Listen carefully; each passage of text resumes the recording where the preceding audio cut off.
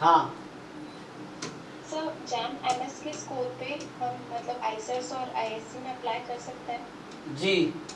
तो तो सर हम्म, सर तो मतलब स्टैट्स कौन कौन सी आईजेट्स ऑफर करते हैं, आप बता दीजिए। ओनली स्टैट्स कहीं नहीं है, जैसे मैं बताता हूँ तुम्हें, इसका मैं पेपर ओपन कर लूँ जस्ट।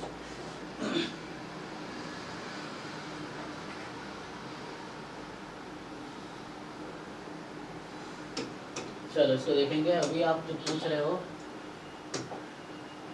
देखो जैम एमएस के थ्रू आप आईएएससी में अप्लाई कर सकते हो, एमए के थ्रू भी, एमएस एंड एमए दोनों का ऑप्शन रहता है, तो आईएएससी या आइजर्स में भी कर सकते हो।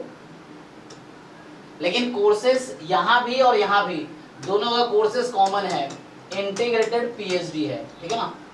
सो ये कोर्स है आपके पास इंटीग्रेटेड पीएचडी, किस सब्जेक्ट में, कॉमन कोर्स है, चाहे आप जैम एमएस के थ्रू जाओ या जैम एमए के थ्रू जाओ, आईएससी में भी और आइजर्स में भी दोनों में कॉमन कोर्स है, मतलब एमएस वालों को भी और एमए वालों को भी सेम ही कोर्स मिलेगा। पर्टिकुलर स्टैटिस्टिक्स वालों के लिए कोई ऐसा कोर्स नहीं है ना, पर्टिकुलर मैथमेटिक्स वालों, मतलब वहां पे ऐसा है इंटीग्रेटेड पीएचडी। इंटीग्रेटेड पीएचडी का मतलब हो गया एमएससी प्लस पीएचडी, तो अप्रोक्सीमेटली ऑफिशियली ये 7 साल का कोर्स है, ठीक है ना। 2 साल एमएससी 5 साल पीएचडी, मतलब गवर्नमेंट के हिसाब से एमएससी तो ऑब्वियसली 2 साल का है, पीएचडी 5 ईयर पीरियड है, गवर्नमेंट 5 साल पैसे देती है, तो ये ऑफिशियली 7 साल का है कोर्स है। तो इसका आई थिंक आईएएससी में तो आपको इंटरव्यू देना पड़ेगा, उनके वेबसाइट पे जिन लोगों ने अप्लाई किए होंगे रिजल्ट के बाद, अभी देखो अगर एडमिशन पोर्टल ओपन है तो आप अप्लाई अभी भी कर सकते हो। तो आपको उनके आईएएससी के एडमिशन पोर्टल पे जाके आपको अप्लाई करने का वहां पे ऑप्शन होगा कि इस कोर्स में अप्लाई करना चाहते हो, तो वहां पे आप जाओगे, इंटीग्रेटेड पीएचडी वाले में अप्लाई करोगे तो वहाँ जैम का एक ऑप्शन होगा, तो आपको जैम के डिटेल्स भरने होंगे कि आपका रैंक कितना है, मार्क्स कितना है और रजिस्ट्रेशन आईडी कितना है, ये सब आई थिंक भरना पड़ेगा। तो ये आईएससी बैंगलोर के आप वेबसाइट पे एडमिशन पेज पे जाके फिल करना होगा। आइजर्स वालों का क्या है, डायरेक्ट मेल भी आता है, कुछ लोगों को अभी मेल आएगा या आया होगा, ये आई थिंक बाद में आएगा, तो बाद में आएगा, अप्रैल मई में आता है, तो अप्रैल मई के दौरान आपको खुद आइजर्स के मेल आएंगे ऑटोमेटिकली, वो जैम इंस्टीट्यूट रिजल्ट शेयर करती है उनके साथ, तो वो खुद आपको मेल करेंगे। जैसे आइजर भोपाल है, तो लास्ट ईयर आइजर भोपाल ने इंटीग्रेटेड पीएचडी बिना इंटरव्यू के ऑफर किए थे, जैसे हमारा स्टूडेंट था हर्ष पारिक था, उसके कुछ रैंक था तो उसको मिला था आइजर भोपाल में डायरेक्ट एडमिशन ऑफर मिला था, ठीक है, चाहे तो डायरेक्ट एडमिशन ले सकता है। आई थिंक आइजर मोहाली में इंटरव्यू देना पड़ता है, और बाकी आईएएस में कुछ जगह इंटरव्यू है कुछ जगह नहीं है, लेकिन कोर्सेस यहाँ पे integrated PhD in mathematical science है, इन मैथमेटिकल साइंस या कह लो मैथमेटिक्स। तो ये अलग बात है कि इस एमएससी कोर्स में आपका एक कोर्स स्टैटिस्टिक्स का भी होगा, एक या 2 कोर्स, बाद में क्या ना फर्स्ट ईयर में कोर कोर्सेस आते हैं, सेकेंड ईयर में कहीं भी एमएससी करो आपके सेकेंड ईयर में इलेक्टिव कोर्सेस आते हैं। इलेक्टिव्स में ये है कि आपके पास 20 चॉइसेस हैं, 20 में से आपको 4 चुनने हैं, अगर मान लो एक सेमेस्टर में 4 कोर्सेस है वहाँ पे, तो आपको उन 20 में से 4 चुनने होते हैं। तो इलेक्टिव्स अगर आपका स्टैटिस्टिक्स में इंटरेस्ट है तो आप इलेक्टिव स्टैटिस्टिक्स चूज कर सकते हो, स्टैटिस्टिक्स रिलेटेड कोर्सेस ले सकते हो आप। तो ये ऑप्शन आपको सेकेंड ईयर में मिलता है, एमएससी सेकेंड ईयर में। फर्स्ट ईयर में कंपलसरी कोर्सेज होते हैं, कोर कोर्सेज बोलते हैं, तो वो आपको करने ही पड़ेंगे जो मैथमेटिक्स के होंगे एक्चुअली। मतलब अगर एमएससी स्टैटिस्टिक्स में भी करते हो वहाँ भी कुछ कोर्स तो मैथमेटिक्स के है ही, रियल एनालिसिस, लीनियर अलजेब्रा, ये सब तो आता ही है, प्लस कुछ। तो यहाँ पे स्टैटिस्टिक्स कोर्स नहीं है, कोर्स का नाम होगा integrated PhD in mathematical science या मैथमेटिक्स, ठीक है। सर तो इसमें रैंक का कोई क्राइटेरिया है क्या कि रैंक की मतलब कितनी रैंक तक की आप मतलब इसमें अप्लाई कर सकते हो? नहीं नहीं, रैंक का नहीं, आप भरो फिर वो शॉर्टलिस्ट करेंगे, जितने उनके पास एप्लीकेशंस आएंगे उनमें से शॉर्टलिस्ट करेंगे वो, रैंक का कोई डायरेक्ट क्राइटेरिया नहीं है। सर कुछ सर इसमें मतलब इंटरव्यू नहीं है और फिर रिटन टेस्ट है, और वो मतलब जैम के स्कोर को भी देखते हैं, तो उनका अलग से होता है फिर टेस्ट। जैसे एग्जांपल बताओ। सर आइजर कॉल का था, तो सर उसमें उनका रिटन टेस्ट होगा प्लस इंटरव्यू, और उसमें कोई वो भी नहीं है जैम का स्कोर का क्राइटेरिया। तो वो तो उनका अपना एंट्रेंस हो गया, तो जो जैम दिया हो नहीं दिया उसको कोई फर्क नहीं पड़ता, उनको तो है कि आपको अलग से वो टेस्ट कर रहा है, तो वहाँ जैम का कोई लेना देना नहीं है फिर तो। अब उनका तो हर आइजर में ये स्कीम होगा, फिर आप आइजर्स में अलग से अप्लाई कर सकते हो, इंटीग्रेटेड पीएचडी कोर्स में बिना जैम के भी। तो उनका अपना रिटन टेस्ट है, अपना इंटरव्यू है, वो दोनों आप प्रोसेस पार करोगे, जैम में आपके कितने भी रैंक उनको कोई मतलब नहीं है उससे फिर।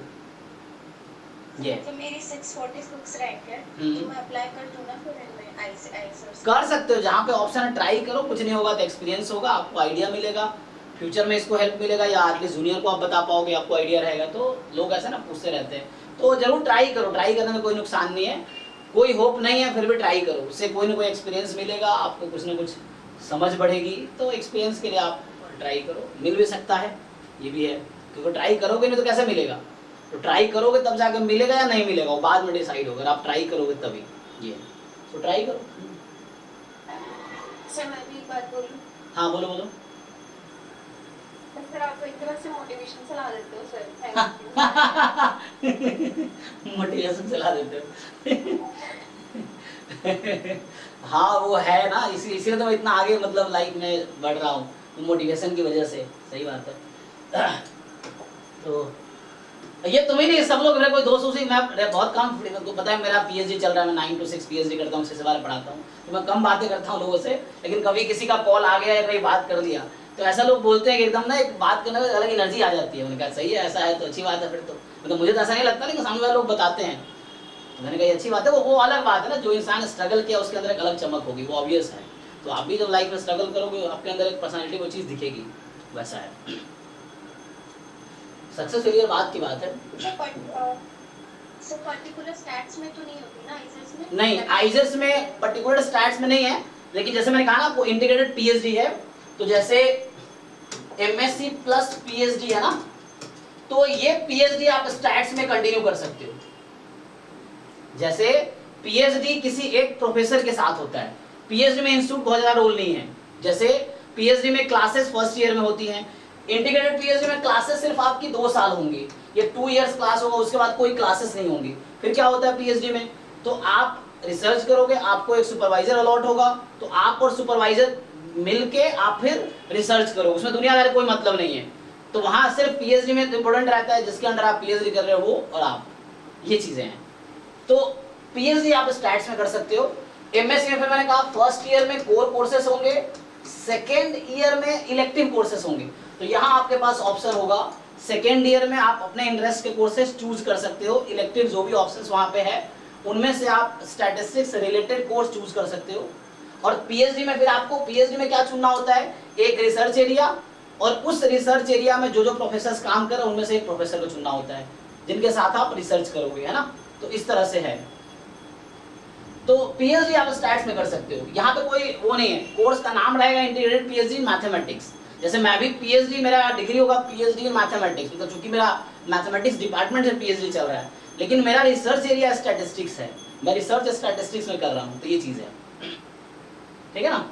तो पीएचडी आप स्टैट्स में कर सकते हो। आइजर Kolkata is good for statistics, वहाँ पे जैसे अभी मेरा दोस्त धीरज गोयल है, वो भी आईआईटी जोधपुर से पीएचडी किया है स्टैट्स में, तो उसके जो सुपरवाइजर है वो है नीलकमल हाजरा, वो स्टैट्स के प्रोफेसर आईआईटी जोधपुर में। उनके जो सुपरवाइजर है वो है एके नंदा, अशोक कुमार नंदा, वो आइजर कोलकाता में प्रोफेसर है, अभी भी है। तो मतलब आइजर कोलकाता से उन्होंने पीएचडी करके आईआईटी जोधपुर में प्रोफेसर है वो, तो उसके अंडर मेरा दोस्त पीएचडी किया अभी। तो आइजर कोलकाता का स्टैटिस्टिक्स डिपार्टमेंट बहुत अच्छा है, आइजर पुणे का स्टैटिस्टिक्स डिपार्टमेंट अच्छा है, मतलब है तो मैथमेटिक्स डिपार्टमेंट ही, उसके अंडर स्टैटिस्टिक्स के प्रोफेसर्स है काफी, मतलब अच्छे प्रोफेसर्स हैं वहाँ पे, आइजर कोलकाता में, आइजर पुणे में, ये सब है। तो इनका ठीक है स्टैटिस्टिक्स। कई जगह आपको स्टैटिस्टिक्स प्रोफेसर नहीं मिलेगा, बट यहाँ है। कोलकाता जो है ना आईआईटी कोलकाता सर, उसमें जैम का स्कोर भी नहीं दिख रहा है, वो लोग अलग से शायद उनका रिटन टेस्ट होगा। वही उनका अपना, जैसे मान लो आप जैम का एग्जाम दिए, सीयूईटी दिए, तो वैसे ही उनका एक आइजर का अलग एंट्रेंस टेस्ट हो गया समझ लो। तो आपको उनके वेबसाइट पे अप्लाई करना है, उनका टेस्ट देना है, फिर उनका इंटरव्यू होगा, अगर आप प्रोसेस क्लियर करेंगे तो आपको एडमिशन मिलेगा।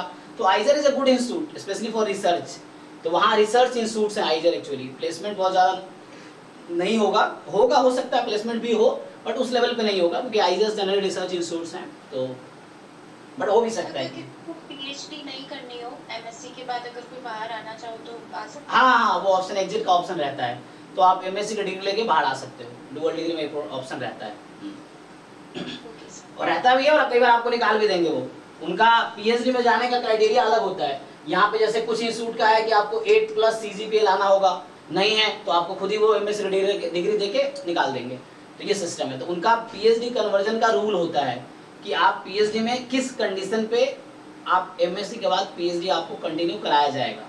तो उनका कहीं 6 CGPA मिनिमम रहता है, कहीं 7 है, कहीं 8 है, तो इंस्टीट्यूट पे डिपेंड करता है। जैसे बॉम्बे में जो लोग IIT बॉम्बे से MSc स्टैटिस्टिक्स में करेंगे वो भी अपना डुअल डिग्री में कन्वर्ट करा सकते हैं। तो वहाँ IIT बॉम्बे में 7.5 CGPA क्राइटेरिया है, उसके बाद उनका इंटरव्यू प्रोसेस है।